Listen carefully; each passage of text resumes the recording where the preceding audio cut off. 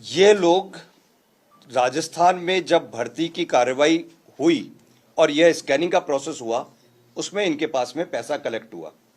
इस पैसे को लेके ये जब अपने ये फर्म रजिस्टर्ड दिल्ली में है, लेकिन इसका सारा वर्किंग पूरा का पूरा यूपी में है। ये जब वापस यूपी में जा रहे थे, लखनऊ जा रहे थे, वहां पे इनको एसटीएफ यूपी द्वारा इनको पकड़ा गया। तो इनके कब्जे से करीब 60 लाख रुपए और कुछ नाम मिले जो कि इस भर्ती के अंदर शामिल थे। लेकिन वो उन लोगों ने वहां पे जो गोमती नगर थाने में जो मुकदमा दर्ज है, उस मुकदमे में उस पैसे को जब्त कर लिया और उस जो चिट वगैरह थी उसको जब्त करके और उनकी कार्रवाई उस स्तर पे वहीं पे ही उन्होंने कार्रवाई जारी है और अनुसंधान अभी भी प्रकरण में वो कर रहे हैं।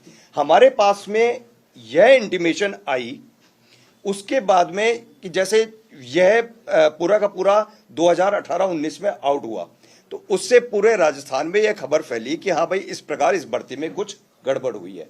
तो एक स्कैंड कॉपी जो कि ओएमआर शीट की स्कैंड कॉपी एक रिजर्व के तौर में पड़ी रहती है।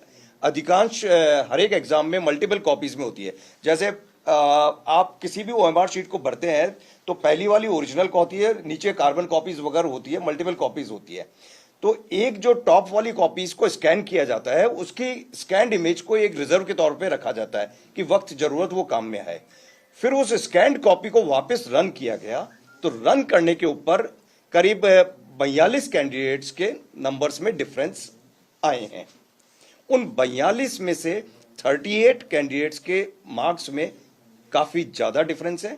बाकी जो एक आध है वो हो सकता है कि कोई सॉफ्टवेयर त्रुटि, उसमें भी हम चेक कर लें। ये जो टेक्निकल हेड है और जो प्रोग्रामर है, ये वहाँ पे कब से पोस्टेड हैं और अब क्या अभी पिछले कब तक ये पोस्टिंग लोगों की वहाँ पे? ये काफी लंबे टाइम से वहीं पे शुरुआत से, जब से ये स्टाफ सिलेक्शन बोर्ड का गठन किया गया था, तब से वो लोग वहीं पे, अभी भी वहीं पे सेवा। सर, मुलजिमों और अभ्यर्थियों के बीच की कड़ी का पता चला कि कैसे संपर्क में थे ये? मुलजिम और अभ्यर्थियों के बीच की कड़ी दो प्रकार से है। पहली कड़ी है कि ये 18 अभ्यर्थी, इनका लिंक यूपी से, यूपी के जो माफिया है जो एग्जाम में चीटिंग कराते हैं, वो डायरेक्ट कांटेक्ट कैसे कर रहे हैं, उनके थ्रू हम एनालिसिस करने में। दूसरी कड़ी है कि डायरेक्ट, कि जब ये लगा कि हाँ भाई कि पूरे का पूरा सिस्टम के ऊपर बदमाशी हो रही है, तो व्यक्ति ने कि मैं भी अपने लेवल पे जिन लोगों को जानता हूं उन लोगों से यह बदमाशी करा लूं, वो दूसरी कड़ी वो है। और तीसरी कड़ी जो यहाँ के ये जो दो कर्मी हैं, प्रवीण गंगवाल और दूसरा संजय माथुर, इन दोनों ने अपने लेवल पे अपने जान पहचान वाले या उनके पास में और भी कोई जिसके नंबर बढ़ाने थे इस पे वो लोग कनेक्टेड है। पूनम को आपने अभी पकड़ा है, उसका क्या रोल था? पूनम का रोल था कि उसके एक्चुअल में मार्क्स आने थे 63 मार्क्स आने थे, लेकिन उसके मार्क्स इसके 182 हो गए, 63 के 182 हो गए। ये हमने चेंज किया। फिर हमारी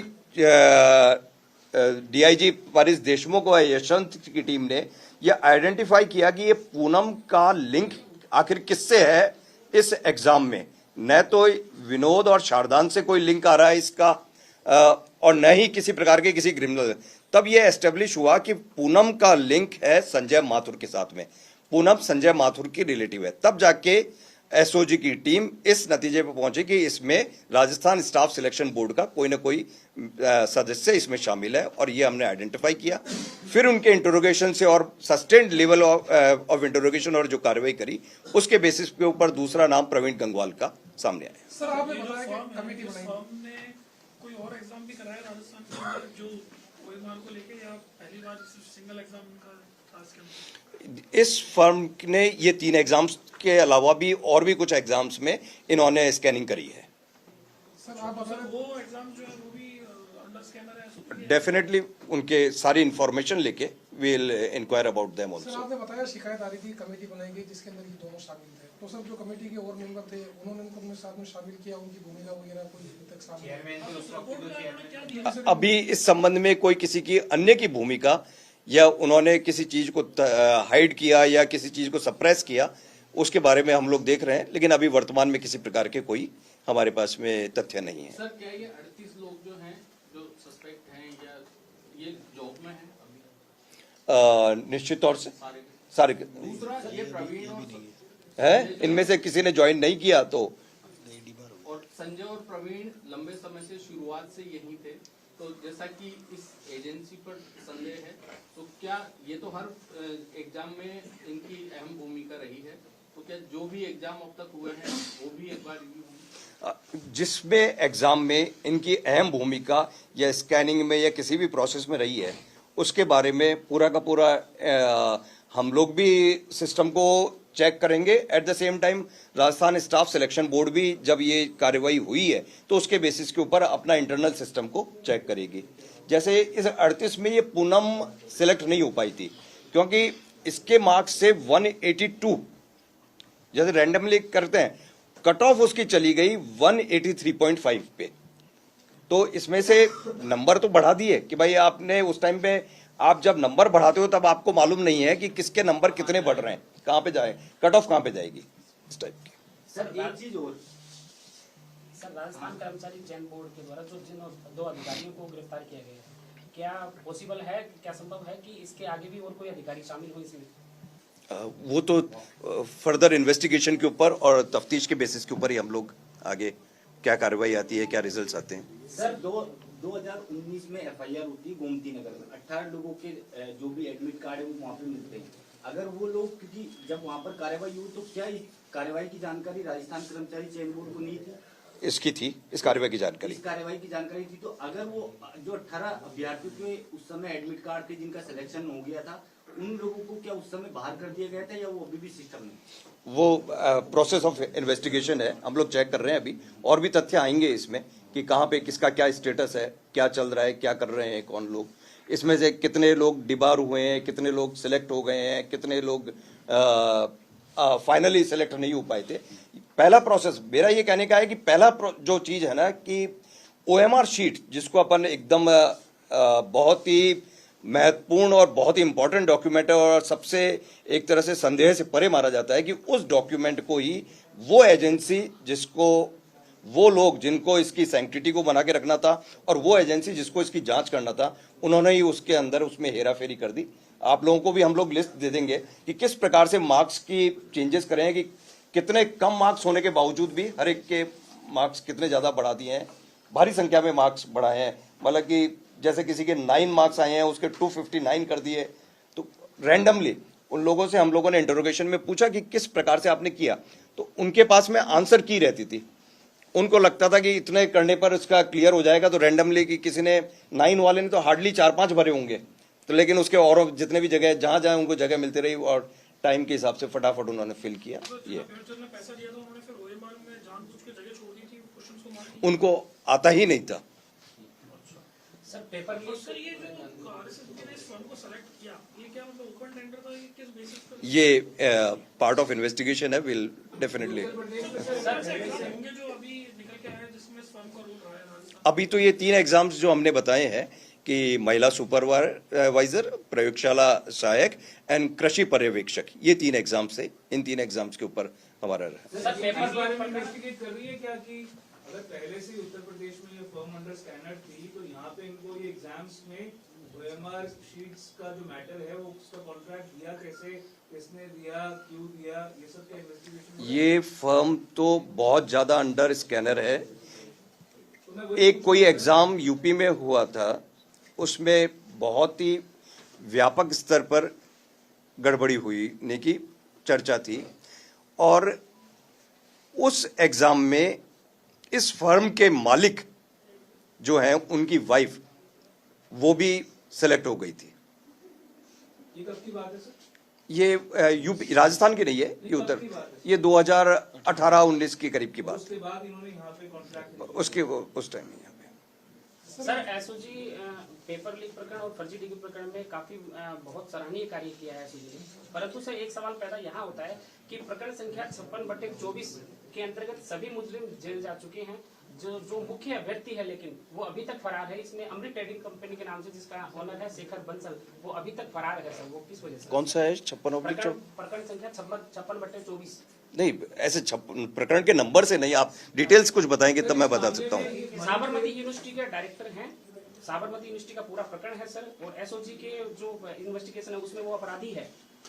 यदि कोई अपराधी है तो हमारी प्रोसेस चल रहा है, वो अपराधी ही रहेगा, किसी भी सूरत में बच नहीं सकता। दूसरा, हम लोगों ने जो अभी प्रेजेंट में मुहिम चलाई है कि हम जिस तरीके से मास लेवल पे जो लोग बाग यूनिवर्सिटीज वगैरह में बदमाशी कर रहे हैं, तो हम उनके मीडिएटर या जो लो लेवल के फंक्शनरीज हैं जिनका रोल मात्र एक हाथ से दूसरे हाथ और फाइनली यूनिवर्सिटी तक पहुंच के फर्जी डिग्री आने का रहता था, उन पे नहीं करके कि यूनिवर्सिटी के जो मुख्य कर्ता धर्ता हैं हम उन्हीं के ऊपर कर रहे हैं। उसी के प्रोसेस में हम लोगों ने अभी भारत सेवक समाज के जो मेन मैनेजिंग डायरेक्टर है और जो उन्होंने पूरे साउथ में एक बहुत ही यूनिवर्सिटी डिग्री और डिप्लोमास का जाल बना रखा है, उनको किया है। उनके जो चेयरमैन है उनके खिलाफ में हमने गिरफ्तारी वारंट ले रखा है। प्लस हम लोग अन्य और यूनिवर्सिटीज हैं उन पे भी रेगुलरली, मेन जो हमारे पास में इशू है कि हमारे पास में इंफॉर्मेशन है, काम है, लेकिन हर एक काम को डेवलप होने में टाइम लगता है कि कब उसमें है। मनी ट्रेल फॉलो कर रहे हैं, अकाउंट में फ्रीज किए हैं, क्या अगर किए तो किस प्रकार की मनी की लेन देन है? अभी ये मनी उस टाइम में ये 2018-19 का सारा मनी ट्रेल है, तो अभी आज की तारीख में मनी ट्रेल के बारे में हमारी एक्शन जारी है कि कोई किसी प्रकार का हुआ है, लेकिन we are yet to find out any conclusive proof about that. कई मामलों में लगातार जो है जमानतें मिल रही हैं, डिले जो इन्वेस्टिगेशन का जो प्रोसेस है वो डिलेड भी है कईयों में, तो उनको लगातार जमानत मिल रही है कि इनको 3 साल की सजा होती, 2 साल हो चुके हैं, इस तरह की जो बातें जो चल रही हैं, तो इन पे आपका क्या कहना है? देखिए, एसओजी लगातार जितने भी क्रिमिनल्स हैं एसओजी के पेपर लीक में विशेष तौर से उन सभी को कि अपने राज्य को पेपर लीक, किसी राज्य में किसी भी एग्जाम को लीक न हो सके ऐसा सिस्टम बनाना है, और ये जो किंगपिन्स हैं ये अंदर रहने चाहिए। उसी में हमारी कार्रवाई जारी है। हम लोग ये इंश्योर करते हैं कि इन लोगों की जमानत नहीं होने पाए, ये क्रिमिनल जितने भी हैं उनकी जमानत नहीं हो पाए। किसी की जमानत एक जो होना कि यदि व्यक्ति की प्रोविजन, यदि क्राइम में 3 साल की सजा है और वो 2.5 साल तक निकाल चुका है, और वो क्राइम में जो प्रोविजन है उसका वो वजह से हम सब सिस्टम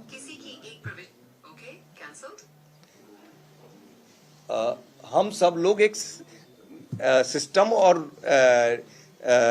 बीएनएसएस और एविडेंस एक्ट के अंतर्गत कार्य करते हैं, तो उससे बियॉन्ड नहीं जा सकते हैं।